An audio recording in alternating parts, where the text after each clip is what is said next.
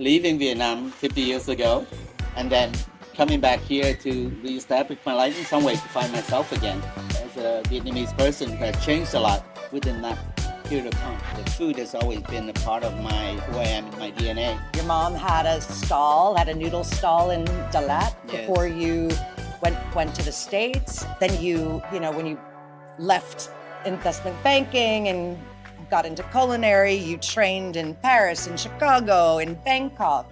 The experience from doing that in a very international environment, but coming back to Vietnam is a completely different ballgame. There's a truck passing us, guys, and he's got some loud music going.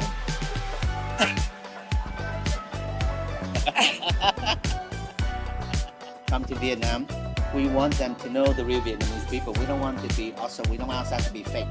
We want to be real also too. I think ըΝΝΝ NN Saigon is part of this new breed, looking at the local cuisine, looking at the local food culture, but presenting the food in a modern way. To some extent, we want to keep the flavor and the spirit of Vietnamese food, but if we have to incorporate French technique or Japanese technique, where we're not afraid to use it to apply it to Vietnamese cuisine. Hello, everyone, and welcome back to another episode of Chat.Travel. I'm your host, Tracy May, and today we have a really, really special guest. He's beyond a celebrity chef. He is the rock star of chefs in Vietnam. Seriously, Keith Richards of chefs. I am very honored to welcome my very good friend, Peter Cuong Franklin, to the show. Thank you, Peter, for joining us. Thank you, Tracy. Happy to be here and happy to be in Da Nang, beautiful city. It's a beautiful city, and I love that we're filming outside, so we're going to hear some motorbikes and like the action of the city, because you're grungy like that, you're gritty like that, you're all about street food. So it's a perfect environment at Le Comptoir to be able to shoot. So I want to start from the beginning, because your journey has been extraordinary. You were a refugee, right? At 7 years old, you were airlifted out of Saigon after the war. You went to the U.S. You grew up in the U.S. You went to Yale University. You became a banker and then a chef. And so I want to hear, we got to share your life story. I know some of it, but for our audience, I want to hear the beginning to how you ended up back in Vietnam. Well, I think, that people like me who are refugees who left Vietnam in 1975, now we're marking the 50th anniversary of coming up now in April. And there are a million stories like myself, and I'm one of the stories. But I think, to leave as a refugee from Vietnam and you have to reestablish your life in a new country in the U.S., so that's quite a big change. And I think to be able to make I think all the adaptation to another country, I didn't know any word of English when I arrived in the U.S. So I think you learn to be stronger, to be adaptable, to survive and to make yourself successful. So it's been quite a long process. I think leaving Vietnam 50 years ago and then coming back here to reestablish my life in some way to find myself again as a Vietnamese person who has changed a lot within that period of time. And so tell me, Yale University is one of the hardest schools in America to get into. Yes. Like, tell me about that. Like, how did you, tell me where you grew up in the States, like what you... Right. Well, I come from a family that have everyone, we have inventors in our family who have mathematicians. We do have people who are very smart within the family. That's one trait. The other trait is the cooking part. We have a lot of chefs and artists in the family. So I have inherited some of that. I think, when I came to the U.S., I didn't know one word of English. I had to learn it from scratch. So it took me about a year and a half to really learn the language.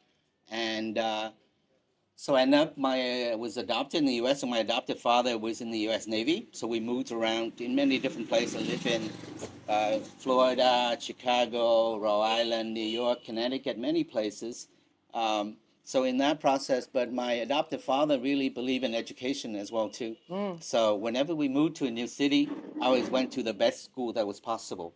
So I was really fortunate that way. And then from that education, I graduated from a school called Fairview Prep in Connecticut, all boys Irish Catholic high school. I played soccer.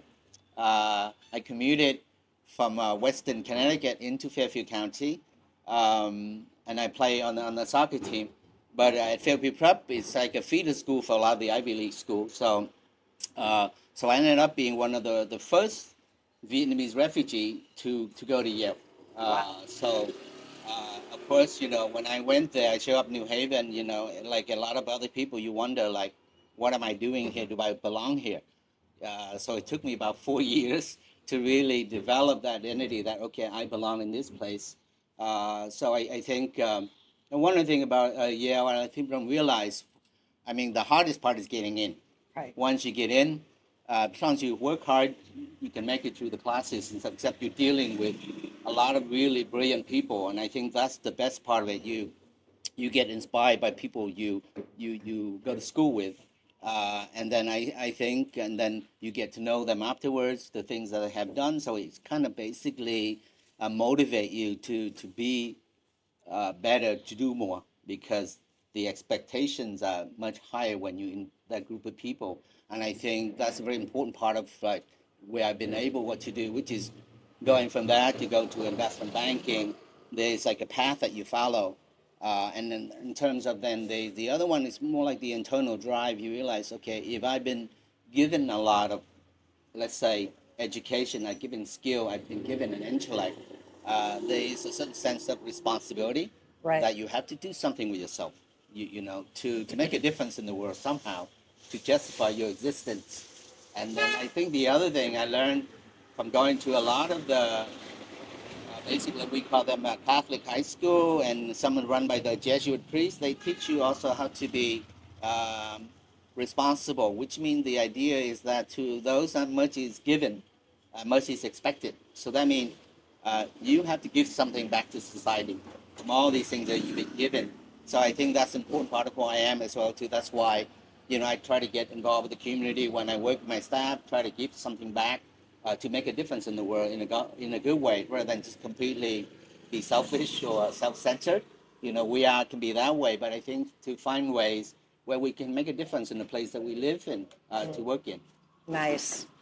Well, let's get into culinary. So, what I learned about you is your mom had a noodle stall in Dalat before Yes. you went to the States. And then when you left investment banking and got into culinary, you trained in Paris and Chicago and Bangkok, really all over the world. So tell me about your training. Tell me how you honed your craft, and who is your biggest influence in your culinary techniques, and who is your mentor that you most respect in that journey? My life, and I think that a lot of people expect life to be in the old days where you have your one career, one job, you stay with it. But I think in the times that we are living in now, I think it is possible to have multiple careers and stuff like that. So I started off working in investment banking because all my friends who graduated from Yale went to work for investment banking. At that point, I wasn't clear what I wanted to do. Originally, I studied medicine and wanted to be a doctor. But then once I decided I didn't do that, I figured out what I was going to do myself. So I went working in investment banking as like a side gig, and I'm working there for over 10 years because the work was interesting. You have a lot of interesting problem challenges and all that stuff. But it is not necessarily what I really want to do, because when I grew up with my mom and my family, I grew up in the basically in the kitchen of our living room where my mom ran the restaurant. So you could say the food has always been a part of my who I am in my DNA. So after investment banking, I had to figure out what else I'm going to do. I could continue to do that, but I wanted to do something new. So I took some time off to go to culinary school. I studied Le Cordon Bleu. The French cooking technique is one of the best foundations for cooking any type of cuisine, whether it be Italian or Vietnamese or other Asian food, because once you learn how to do the basic technique, you can cook anything. So I would say about 13 years ago, I after investment banking, then I went to culinary school. I opened my first restaurant, which is more like a private kitchen in Hong Kong. It's a small walk-up space. I had only about 10 seats, me and two part-time staff, and that's how my career started in the cooking world. So I did something like we sometimes did a pho, sometimes I do a tasting menu, but at that point, no one know anything about me, and I'm just a little guy doing something on a walk-up. So there was no expectation. So when no expectation, I was feel freer to really discover, in terms of what my style of cooking, what can I do, how do I want to present myself, my experience in Vietnamese cuisine. So I think in Hong Kong, during the first about 5 years, I really developed that, and I think Hong Kong is also one of the best places to really develop your cooking skill, your style, because it's very competitive, very challenging, but people are very open. So, so during that time, I learned more about myself and my cooking, and then how do I want to present my type of cooking. So about 8 years ago, then I returned back to Vietnam to open UN NN Saigon, but I carry all that experience with me, which is really how do we present modern Vietnamese food in a way that is accessible to not only Vietnamese people, also international people as well too. So but I already had that experience from doing that in a very international environment. But coming back to Vietnam is a completely different ballgame, because when I came to Vietnam, everyone's still doing traditional Vietnamese food, home cooking, authentic food, all those things, and I came in and then I took a place that no one expected, which is inside a wet market. And then we do modern Vietnamese food, which no one really understand what it was, and no one asking for that. They're quite happy with the traditional Right. Vietnamese food that they get outside. So, during the first 6 months that we opened, we have almost no customer Oh, really? because of our location, because of what we do. So, you know, I had to be really patient, really believe in it. So, okay, we are doing something here. We're taking a bit of risk, but I believe that it's going to work. Now, of course, after 8 years, uh, it looks easy now, but it's been a really tough struggle to get to where we are, because first is really to kind of prove ourselves to people. But once we develop a kind of a clientele that really understood what we do and why we do what we do, and I think it give us a bit of grounding to continue to develop further. So but it's quite a long journey, and it's not an easy process when when you're trying to do something new that's different. That people, if they don't look at it, they don't understand what it is. They will say the F word, Right. which is fusion, not the other one. So but I think The F word right, fusion. yes. So or it's not food either. So I think so. What we're trying to do is really taking traditional Vietnamese food, but do it in a modern way. And sometimes it takes a while for people to really understand, to appreciate, and that process it takes time. It takes time. Got it. Well, you mentioned, your building, which is beautiful, super modern, gorgeous, gray, tall, skinny building where you house UN NN Saigon, Pulpit Pho, which is your new concept, and your bar, UN NN, on the roof, right? And it's like literally smack in the middle of the oldest wet market in Saigon. And when you drive to it, I mean, all these stalls and people sitting on the plastic stools with their tiger beer with an ice cube and eating pho, and then you have no idea where you're going until ta-da, this beautiful building is on the left. You told me we were having some drinks on your patio one time. You were telling me the story of why you chose that location specifically, and what it's like having this now very iconic restaurant in the middle of this place and with your neighbors. And why don't you share that with our audience? Well, I think when people think about fine dining, they expect it to be in a nice hotel with the proper tablecloth service and all that stuff. And but the restaurant I had in Hong Kong called Chum Chum, which is actually based very near, almost inside the Grand Street Market, which is the oldest wet market in Hong Kong. So I'm used to being inside a wet market environment to be really close to the produce, the ingredient, the people that produce that. So when I came back to Vietnam, you could say that the location chose me rather than I chose it, you know. So I had a friend of mine who was staying in one of the Airbnb insides. He called me and said, Peter, I have a place you need to go and look, you know. So I jump on a grab bike immediately. I think it's about 10 o'clock at night. So I grabbed my bike. So CDC sitting there. The place used to be just a pub. There was no customer there because people are afraid to go inside the wet market. So immediately next day, they opened for like a year, but no customer at all. So they were happy. I show up, was interested, and they said, okay, you come back tomorrow, you sign.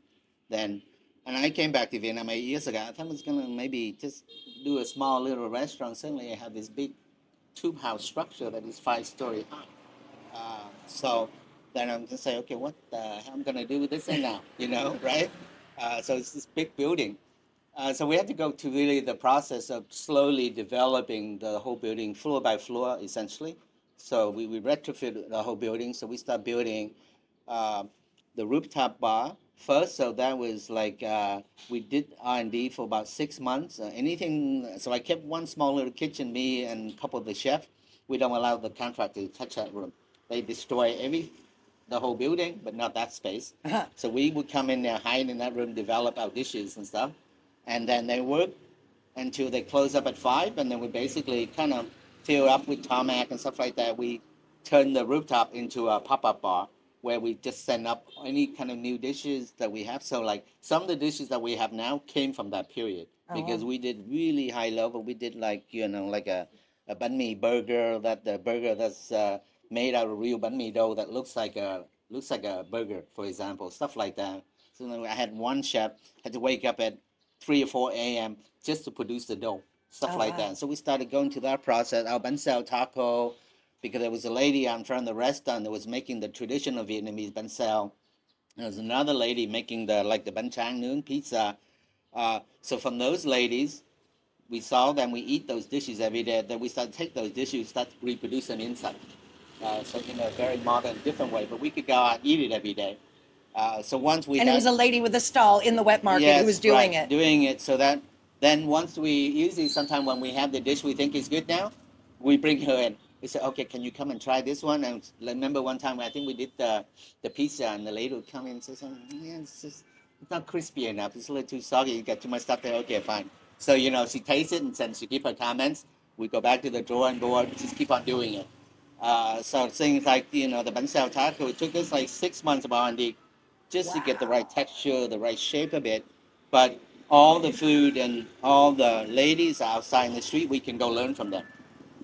So we would build uh, the rooftop bar first as our R&D, and then yes,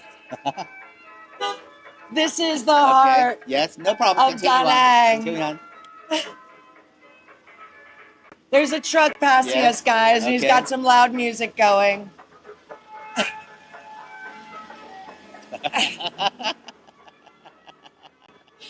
Oh my God, this is Well, hysterical. this is the beauty of Vietnam. You know, I think life is on the street, and so like you know, I think that's kind of interesting because a lot of what we do in UN Saigon is really taking this kind of experience, that feeling that's on the street, into the restaurant. Yes. And what happens is sometimes you know when the food that's outside is really real, that's really good.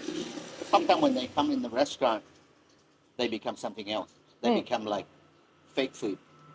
And then another level, when you go to fine dining, you go into a lot of what I call BS food because it's not real anymore. So when we are based inside the wet market like that, we see it every day. We experience this kind of noise, this kind of energy.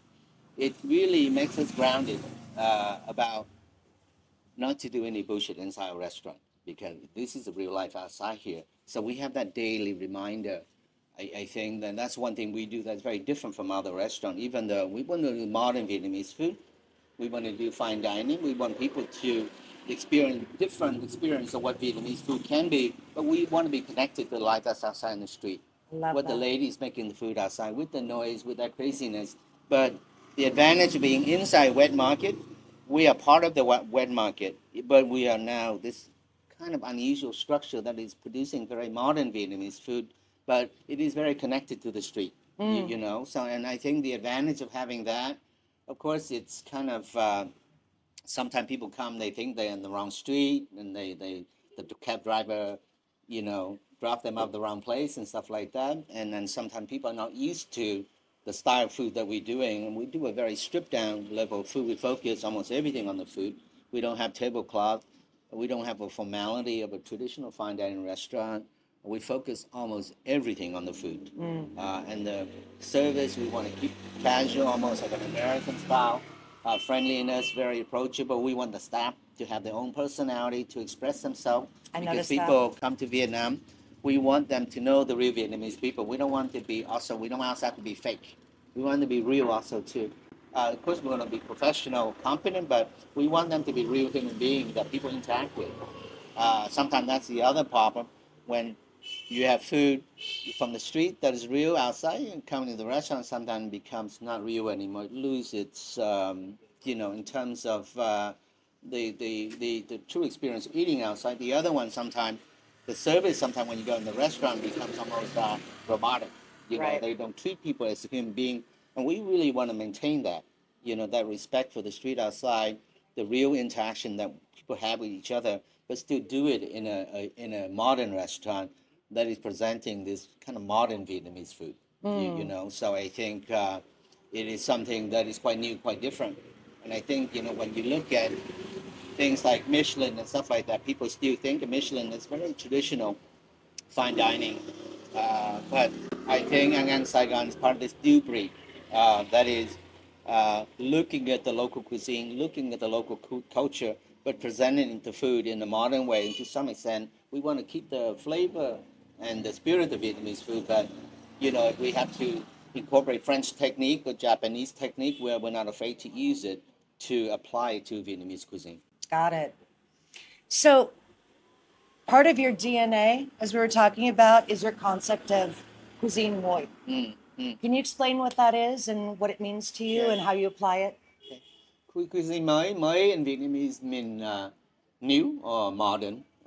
So I think part of it is to really contrast from what people know about Vietnamese food. Most people know Vietnamese cuisine. They think that street food is great, but it has to be inexpensive. They think of it as like home cooking, bánh mì, phở, and stuff like that. And you know, new mean we want to separate ourselves from the traditional, so that we now we present it in a modern way, new way. So to some extent, it gives me and our chef more freedom to explore what the cuisine can be. And I think so. The other thing new, that means we want to maintain the authentic flavor of Vietnamese cuisine, but we are free to apply any technique we need. To reinvent it. Yeah, to reinvent the food, to reimagine in a different way. Let's say, you know, we can make let's say people expect what do they see from a bánh mì sandwich, which is one of the iconic Vietnamese dishes. So now, how do we take something like that and reconceptualize it, but still keep the bánh mì, you know? So it took us, let's say, for example, we do a more traditional bánh mì where we're using better quality bread, we use better quality meat to make a better sandwich. The other way is to completely come up with something completely new. Your one bite Right. banh mi. So we have the one bite bánh mì that's using some technique that's developed by Ferran Aria, which is it's about 20 years ago, to really to using that technique to make the bánh mì that is the smallest, the lightest, and the most crispy bánh mì you can get. And it has a little hollow hole inside, and so it becomes almost like an eclair, like a pastry that we fill up, and then we put, instead of the meat being inside, we put now the meat outside. So completely change the product. When people eat it, they have this kind of surprise. At the same time, it still tastes like a bánh mì. You know, so I think so it's kind of fun to be able to create these kind of dishes for people to enjoy, but to really make people think differently about what a bánh mì can be and what the Vietnamese cuisine can be. Awesome. So you brought up Michelin, right? Yeah. Yeah, I mean, obviously you were the first. I mean, you were the first restaurant in Saigon, the first year that Michelin came here to win a star. Got it the second year in a row. We've discussed that like you have to maintain that top level all of the time to be able to get it every year. You've also been listed as 50 best restaurants in Asia. I mean, as I said to you guys earlier, he's a rock star. He's beyond a celebrity chef. How do you feel that, like Michelin coming in, for example, you know, it was not ignored, but it just wasn't in this country until just 2 years ago. How do you think that having the global recognition on a global scale is affecting the way that people perceive Vietnamese food and how it's elevating this cuisine in the eyes of a global audience that may not, I mean, you know, in America, I knew Vietnamese food as pho and banh mi, and that's it. Yes. But now, you know what I mean, because of, you know, the global stage that has been set here by institutions like Michelin, the whole world is understanding what Vietnamese cuisine is really all about. So in your words, how do you think that having that spotlight on Vietnam has helped the culinary world in Vietnam? Well, I think, you know, when you look at Vietnamese cuisine, particularly the perception of the cuisine and culture outside of Vietnam, yeah, so most people know it as just phở, banh mi, and cà phê sữa đá. So, and you know, that's part of the reason why when I first opened in Saigon, we do not sell those dishes. We present dishes like the bánh xèo, like bún bò Huế, and other dishes like some of the dishes from Da Nang in central Vietnam or from Huế that are not as known outside of Vietnam, to let people know that there's more to the cuisine than just phở and bánh mi. So that was stage one of the process. And I think the second part is I think when you look at Vietnamese cuisine up to, I would say, like maybe 2 years ago, Michelin, people still perceive Vietnam as this uh, having only street food that is good, and that's the only thing, and it should be inexpensive. So that is a very strong perception in terms of Vietnamese cuisine, whether it be inside Vietnam, outside of Vietnam. What happened with Michelin, I think it opened up people, I think, understanding that Vietnam also has a fine dining culture in terms of cuisine.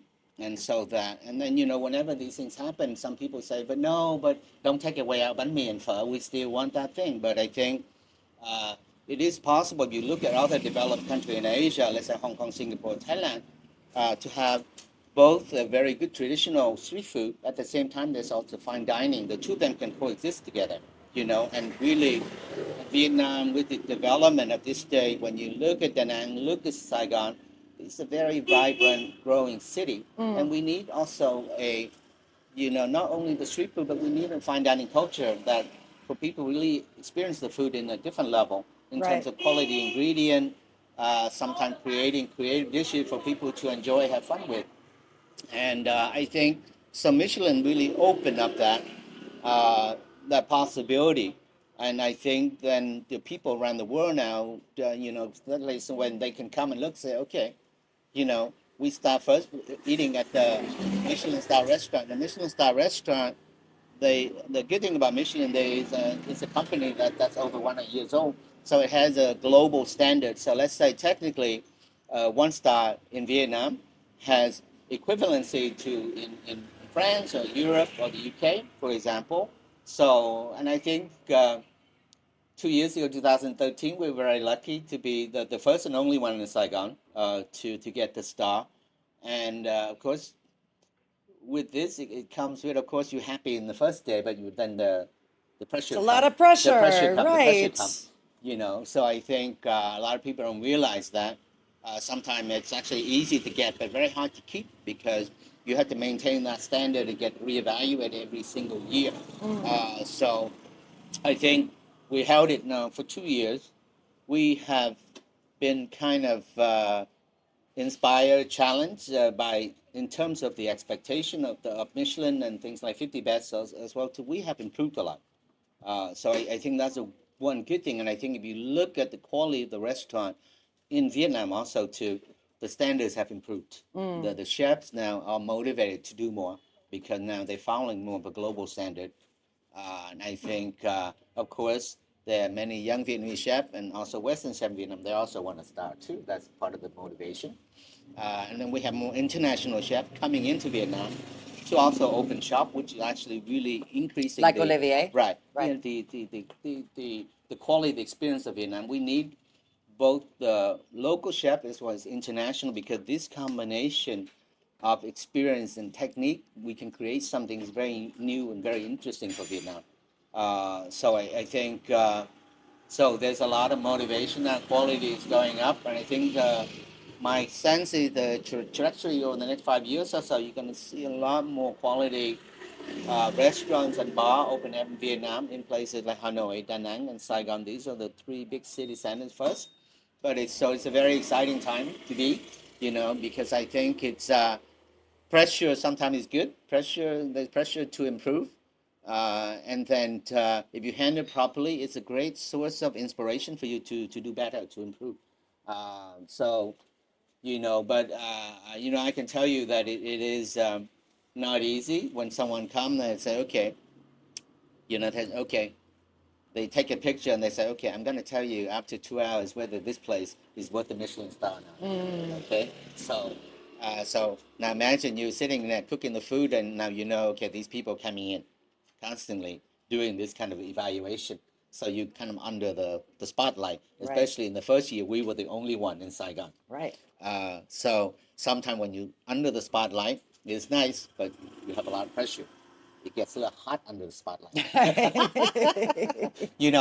But I think we have used that to really improve everything that we do, from the service to our wine program. We have doubled the number of staff. We have basically improved all of our kitchen space so that we can do a lot more. We have been able to develop new dishes faster, for example. We have better quality staff now than we had 2 years ago. So I think, at least for us, I think all has been very positive. And I think for Vietnam, I think it's good that we have a global standard that's being measured so that it motivates everyone else just to do more and be better because they know the standards here. You know what I mean? Nice. So I think, of course, it's always controversial in terms of.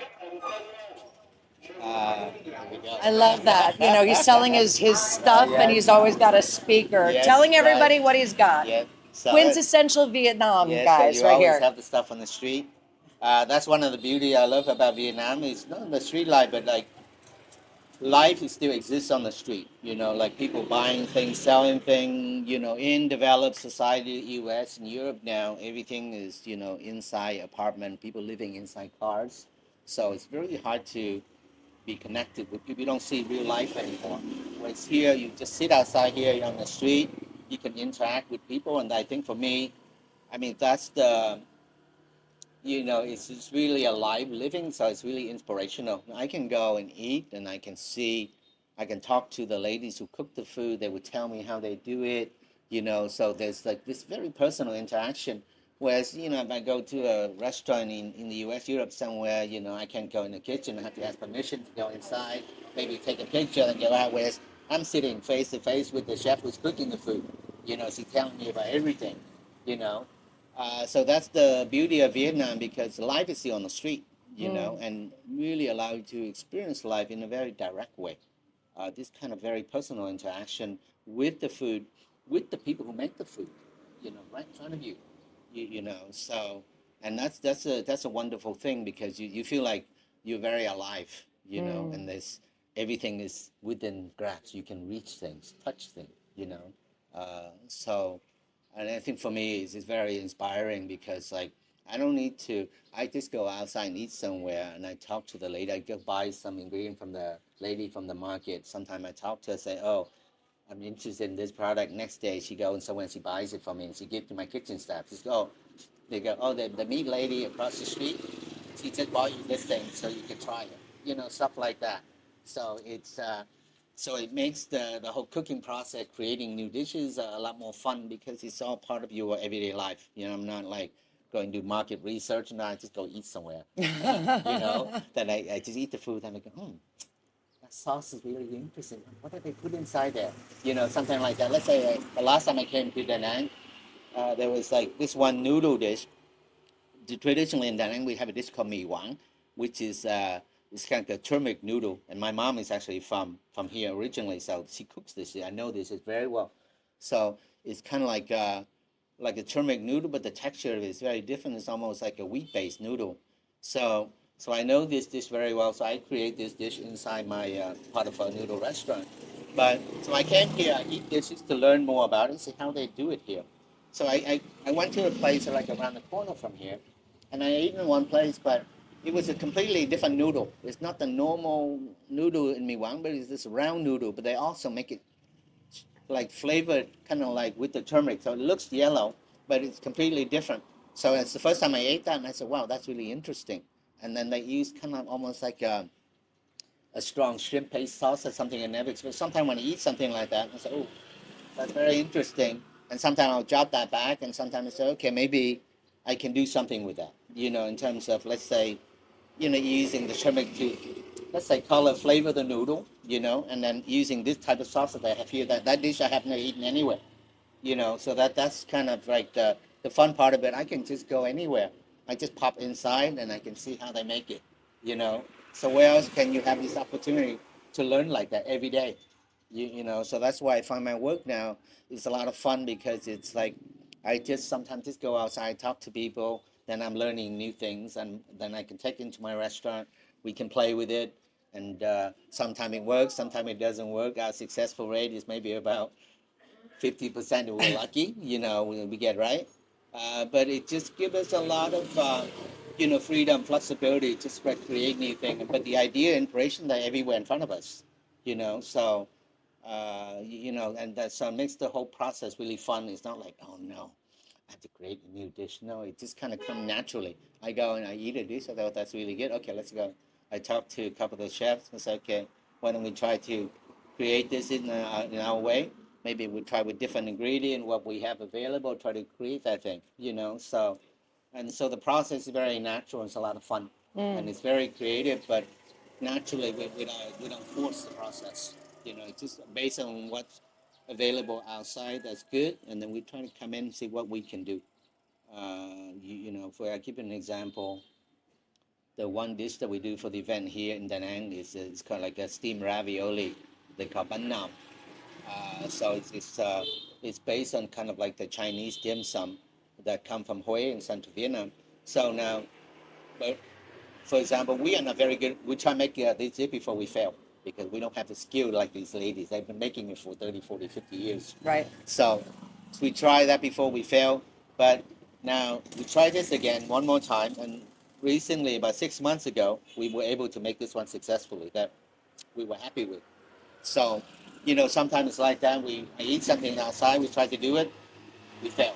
We don't know how to do it because actually making this thing is not easy. It just it's rice, but to make the proper batter so you can steam it, it's actually quite difficult to do.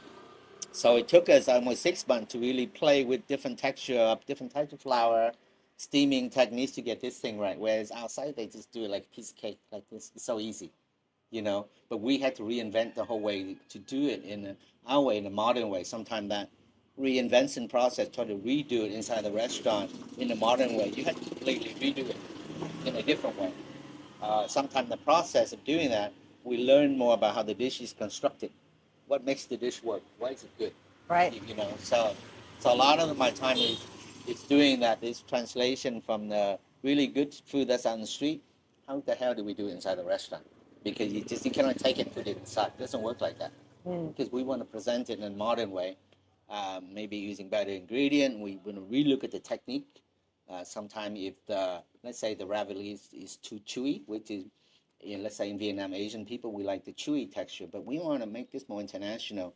Westerner, if something that tastes like a rubber band is easy, not a positive thing. Right. In Asia, we pay extra money for this, like abalone and stuff like that. We pay extra money for rubber chewy texture. So sometimes what we do is we try to develop so it come away somewhere in between.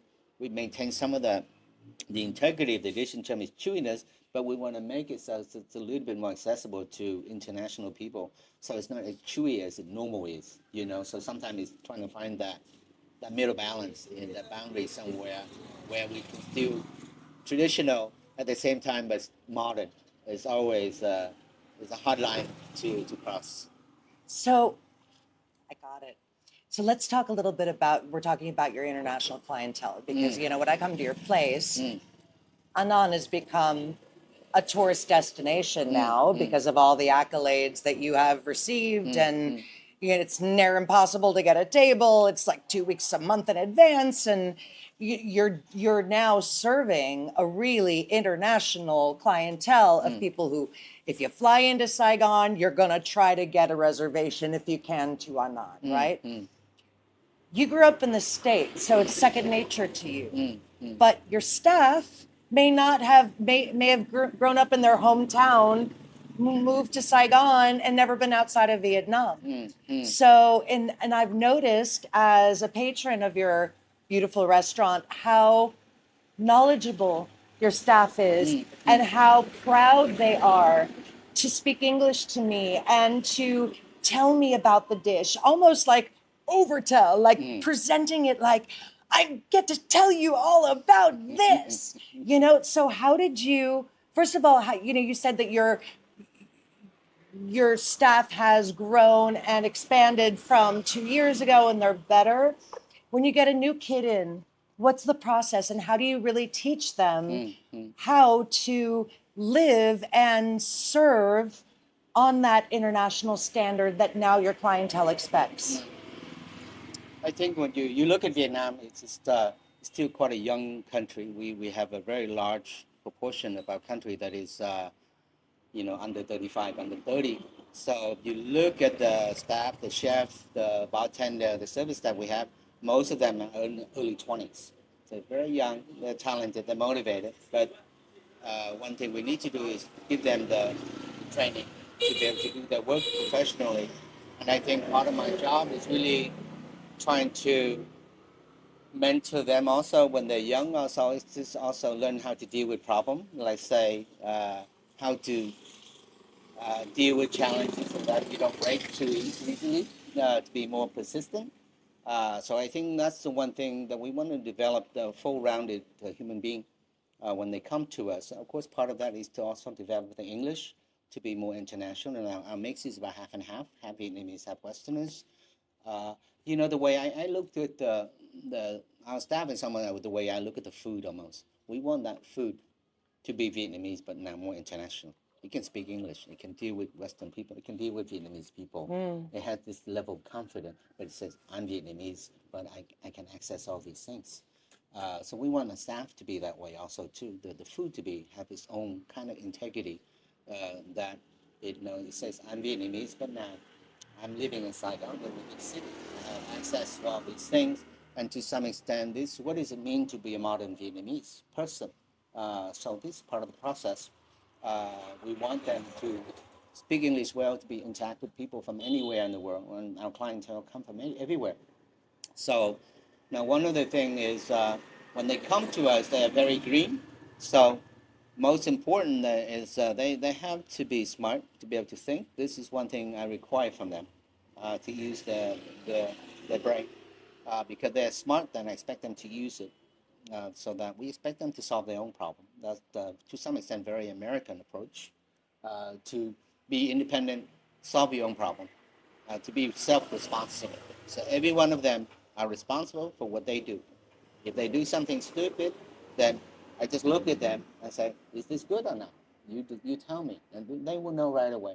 So I don't need to tell them it's not good. They will know. They will answer themselves the question.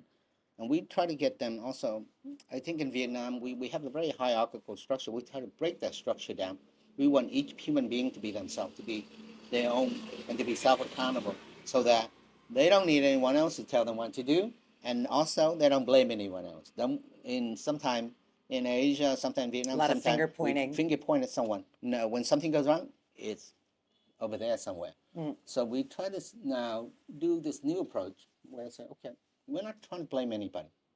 We just want to be better, and we want to improve the process. We just need to know what happened. It's okay if you make a mistake. Correct. So I think so that we just want to make sure if there's mistake here, then we're not trying to blame the individual. So we want to improve that process so that You can do your job better next time, so we don't create the same problem again. So we want to free away that kind of blaming of the individual, so that also to free them also too. Say it's okay, you make a mistake. If you want to try something new, I'm very open. If the chef wants to try a new dish, you can go buy any ingredient you want, and then you can test it. I will try it. If it's good, we'll let you know. And then any dish, like sometimes, they think, oh, chef, I have an idea. I want to make this dish better. I said, okay, good. Let's do it tomorrow. You make it for me, and we make the old way. We get the other chef together. We all taste together. We check to see what's good, what's bad about it. If it's better, we will change to the new way and say, okay, good job, thank you.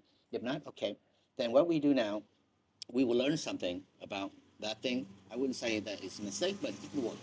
So, but we try not to apply that and say, what did we learn from that? Why didn't this ingredient work with that ingredient? Now we all learn something, so the next time we have our knowledge a little bit better. So really want them to have that sense of that personal accountability, responsibility, ownership for what they do. And then, of course, the other important thing that we do is I really try to encourage teamwork, which means that, particularly in the restaurant, it's never about one individual. We require everyone to work together. It's like a team sport. So that means that I will not hire someone who's like a superstar but doesn't work with the team. So I will make sure the team work well together. It's better when we have, just like when you have a soccer 11 player. If we have 11 player that can work together, we'll beat another team that had 2 or 3 superstars. So so I try to develop that teamwork culture also to that. It's kind of like this self responsibility and teamwork at the same time. So it's a bit of both. So you have to learn how do you work as a team, but how do you be self accountable. So this is one thing. Once they learn how to do this, then they can do well in our environment because we expect them to be accountable for their own work, but we expect them to work with other people too. If you cannot do one of these two things, you will not succeed. But if I get all my staff to be able to do these things, we are very powerful. So this is one of the reasons why I think we are able to do what we do. Because our staff, we're not superstars. They're not superstars. They're just good, strong Vietnamese staff, but they have learned how to develop themselves to be self-accountable and how to work together as a team. And I think that's the process. When they come in, we want them to understand this culture, the way we work. And some people cannot work within this culture. Some people, for example, do not want to be in this hierarchical structure. Some people want to be able to blame someone else.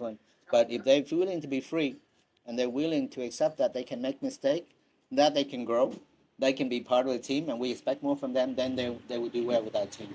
So, sometimes it takes about 6 months for them to develop, understand the way that we do things. And sometimes not everyone work well in our structure. Sometimes we give them a trial, and they try. If it doesn't work, then it's okay. We want to keep on doing this thing, and then also encourage a culture of risk taking, not fear of failure. Particularly when we have a lot of young people, and one of the things is they're afraid to try something. What if I make a mistake? So. And one of the things I tell all my staff, and especially even, a chef from other restaurants and stuff like that, is, you know, don't be afraid of failure. To some extent, even embrace it as an opportunity for learning. In the tech world, there's a thing called fail fast. So that when we don't be afraid of it, but don't stay there too long. Fail, then move on, learn. And I think one of the things, let's say, especially for young people, because once you are not afraid of failure anymore, you know what happens? You are free to do whatever you want because you you use once you fail something, you can restart over, no problem. You use that as a learning opportunity, then you continue to do more. Because if you keep on afraid of failure, you won't be able to do anything. You're afraid to do it. But once you can break away from that thinking and say, I'm not afraid of failure. Even I embrace failure. Come to me, okay? I want to know the answer fast. So this way, just do it quickly, fail fast, and move on to the next thing. Then at least you get rid of out of your system. You know what I mean, right? Because some people have all this crazy idea they want to do. Okay, let's do it. Same thing. That's why when they have an idea for a dish, I go, let's do it. You want to even play with lobster, expensive lobster $100 per kg or even Wagyu, okay, fine, we can do it. We will spend that money for education purposes, That's but awesome. we want them to have that feeling, say, okay, I want to try it. Okay, let's try it. And then if fail, no problem. What do we learn from this thing? Then we move on. And I think so. It's very important, particularly for young people, because people like in Vietnam, they're afraid of their family, their parents, expectations, and all that stuff. Their own expectation. But I think once we get rid of that fear of failure, then we can do a lot more. We have now this sense of freedom. You know, it's not easy to do, but I think it's very important, particularly to develop that at an early age, so that say, I'm not afraid of it. You know, then you can do anything. Imagine you can do anything. That level of freedom. So that sense of freedom is amazing. That's for me. I think sometimes we all of course have responsibilities and family to take care of, and rent to be paid and stuff like that. So sometimes we feel that accountability, but sometimes like we have to think about how much do we really need. How important is that thing? But once we have that freedom to try things and take risks, then it just seems kind of weird that yes, I can do anything. Anything is possible.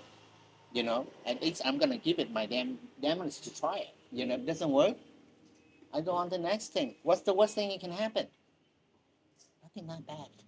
Right. You know what I mean, right? So I The think worst thing that yeah, happens is you fail and then you yeah, just pick yourself up yeah, and try it all over you just again. pick back up, and you become stronger now. You have become stronger now. You learn a lot of things from that failure. So I think this is one of the most important. I try to tell our young staff to have that, to free their fear, to try. So that they can do more, not only with us but within their life with other people. If they want to do something else later, they should be not afraid of failure, because it holds her back too much. Awesome. We're getting close to wrapping up. I've just got 2 questions left Okay. for you. Okay. The first one, we got to talk about branding because seriously, you are the king, the master Okay. blaster of branding. Okay. I swear to God, we follow each other on social media, and you go to his restaurant, guys, and he's made his face into one of his logos. And so, like, for his banzeo tacos, like the paper is like little Peter Cuong Franklin's, right? And you have mastered more than anybody else that I've met here, Mhm. branding. Can you share, like, how do you do it? How important is social media? You're doing right now a collaboration with Lady Trio, with Chris Harmison, Yeah. with to make your own pho gin. It's about to launch. Like, tell our audience like the importance of branding and give some advice about it. You know, it's kind of weird. I mean, I'm very hands-on, so I do everything.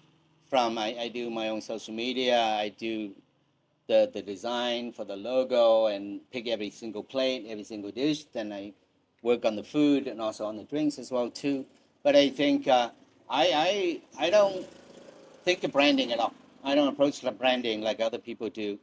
I think branding, it works best when it flows naturally from in terms of the product, the experience that people do. So I don't follow branding. I don't do concept. So I try to first is really let's say for example, once we make our banh mi, I just want something a little fun because we want our food to have a certain sense of whimsy to it. So we want to take the food seriously, but we want a bit of fun in there. We want people to smile when they eat it because I just I want to break away from that kind of formality of fine dining where you're afraid to touch the fork. You may break the food if there's this towel in front of you. So we want that really open and accessibility. So so I was thinking how best to do that. So so let's say during COVID, so I had this little picture of me. We kind of play with it on some other things. So I said, okay, why don't we kind of so we don't have, for example, no marketing team, no branding team, nothing. I do it with my assistant upstairs. So I said, I go, Kathy, can you take this picture? Can you play with it a little bit? And then we actually cut our own paper out first in the beginning. Okay, we design ourselves, then we cut the little square paper, then we put on the banh mi, we find the plate, put it on. So we use no branding, nothing, we just kind of play with it. And once it works, we just take it out to get it professionally printed when we can produce 1,000 of these things. But I think branding is also it's about really consistency of the product, and that comes out for me naturally from what you're doing. You know, in terms of you know. So what we want to do is we want, let's say, present modern Vietnamese food. We want it to so to make it modern, that means we need to present it in a new way. That is modern in terms of its feel and look, and in terms of its taste.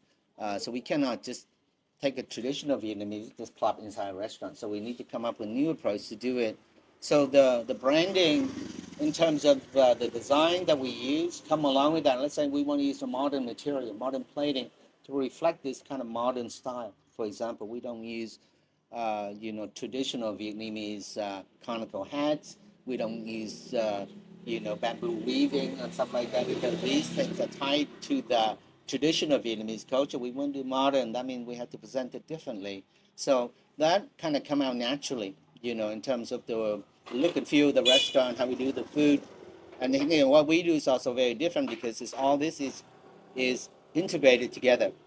It's all part of the whole. So the plate reflect the food, the little piece of paper we put on, there's a whimsy or two, it's all come together. And I think, you know, one of the things, I guess for me, I'm not a branding person, you know, but I use it as a form of communication. I need to present this product in a certain way. So I want people to have a certain conception of this thing. So let's say one of the issue is now we are based inside a wet market, and people now perceive Vietnamese food as very traditional and also inexpensive, cheap. So how do we change this perception? So one of it is, that means, like, if you look at our business card, it has gold. It's very slick, very nice. So I do some men, so when they touch that business card, right away they get a signal. Oh, okay, this is quality. They can touch and feel. You know, there are small little things like that too, bigger things. But I think so. You know, any time branding, I think it has to help to achieve a certain vision, a certain objective in terms of the product or the restaurant itself. Like, what do you want to do? You know, technically, I think when the branding or the that follows it, I think makes more sense. But so a lot of what we do is based on that in terms of as a communication. How do we want to present this food? How do we present the experience to people in a way that's accessible to people? Of course, one of the other things is we also want to be international, which means we want to take what we do anywhere outside of Vietnam. Let's say we put into New York, into London or Paris, it can fit right in. So a lot of what we do is also centered around that. In terms of the way we prepare the food is a very modern way. To some extent, it reflects my training in French cooking, so that it can be replicated anywhere in the world. We can use a French chef or an American chef or a British chef to create our food, because it's very recipe driven. There's formula that we follow. So I take what the lady's been doing out there for 30, 50 years. We put it into basically a bottle, a recipe. So that process is that translation into the kitchen. There's a lot of time my time doing that. But I think so, you know, so I don't think about branding and stuff like that too much. For me, it should just naturally come out of the experience. And I think it's more, otherwise, sometimes I think it's branding, storytelling without the foundation. Sometimes it feels false, you know, or fake or makeup. I think so. That's not quite nice. But when it's integrated into the people who make the food, who create the experience that can fit all together, then it's a wonderful thing. You know, it's kind of when you're wearing an outfit, it fits you nicely, you feel comfortable. Versus you put on like a fancy suit, you don't feel comfortable. It's kind of like that. You know, you just wear something that feels like it's part of who you are. Got it. You know, so. All right.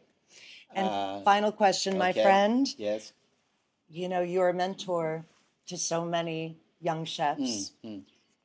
If there's one piece of advice you would give to a young up and coming chef or restaurateur, what would that advice be? Okay. Okay, before I answer, let me ask you the first question. I think, one of the exciting things that we're doing is 2 weeks time we're going to be launching out the Lady Trio ứng NN Saigon Phở Gin. Yes. I'm very excited about this one. It's part of something new that we're doing. Uh, we've been able to work very closely with the distillery team. The beauty of the distillery is only a couple hours from Saigon. So we took us about 6 months, 30 different samples to produce something that I think really captured the spirit of the gin that has the juniper, but we incorporated the styness, the cinnamon with the herb and spices inside. That it feels like you almost like you get a flavor, the aroma. Each sip smells like Vietnam. So I'm very excited about this one that's coming soon. Again, let's kind of go back, tied in before that we're taking something that is a gin product, which is a very global, international product. Now we put a little Vietnamese imprint on this thing, so that's a lot about how we do what we do. So excited. So, in terms of the beauty, I think we'll go back to before about Michelin and let's say all these list now, Tadler and 50 Best and so on. It's really bringing Vietnam into the regional global world. So, of course, now this is motivating a lot of young chef, restaurateur to also to do more. They have more ideas, more inspiration. But I think I go back to what I recommend is what I tell my staff who work with me every day is to not be afraid of failure. So let's say you have a concept you want to do. Okay, don't bet your whole life saving it, but try it. In some small take small step, small leap to try it to see if it works or not. Don't go all in. Don't dive over the cliff on the first day. You know what I mean? So, but save some. But just take a little bit of time, a little bit of investment in terms of energy, resources to test out the concept. To try. If it doesn't work, you just pivot to something else. So I think if you do enough of those pivot, you will find out the right thing you want to do. And I think the second thing I think is something I try to tell my staff is also too is to find out what you're really good at doing and what you really like to do. And the third thing is then how do I make a difference in the world? So let's say a bartender, chef, or restaurateur, I think they should be also looking at the same process. Like what what are we really good at doing? What are our skills? What's missing in the world? How can we contribute something to this hospitality F&B landscape that is real here, rather than just copying something? If you're just copying something from someone, it is not true to you. It's just going to be secondary. But if you do something that is true to yourself, you believe in, and you're good at it, it's hard for anyone else to do better than you. So a lot of the reason, let's say, within UN and Saigon, we have that belief that insight. We try to find what we like to make, what we think our customer will enjoy, and then also what we're good at doing. If we're not good at doing, we cannot do it. So I think that's the. So I would say two things. One, don't be afraid of failure. Two, try to find out what you're good at doing and what you like to do and how to make a difference in the world, and go out there and do that. Amazing. Thank you, Peter. Thank pleasure. you so much for being here. My We're going to pleasure. wrap it up. Thanks, everyone, for watching. This is Chat Travel. I'm Tracy May. Have a fabulous day.